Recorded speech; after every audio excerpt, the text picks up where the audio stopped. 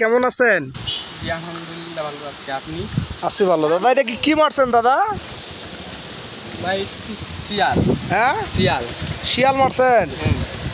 এই যে দেখেন প্রিয় দর্শক, এই যে দাদা শিয়াল মারছে। এই যে অনেকগুলো শিয়াল মারছে। দাদা কয়টা মারছেন আজকে?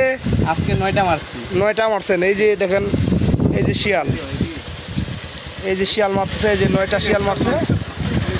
দাদা আপনারা কয়জন আসেন? আজকে 10 জন আসছি। 10 জন আসে না? আপনারা 10 জন আসেন, 9টা শিয়াল মারছে অলরেডি। এখানে 9টা শিয়াল মারছে। এই যে শিয়ালের দেখেন, এই যে দাদারা 9টা শিয়াল মারছে। এই যে শিয়াল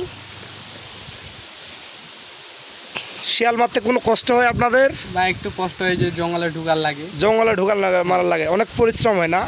দাদাদের শিয়াল মারতে অনেক কষ্ট হয়, পরিশ্রম হয়। এই যে শিয়াল দেখেন। তারপর কিছু বলেন, আপনারা শিয়ালের মাংস কি আপনারা নিজে খান না বিক্রি করেন?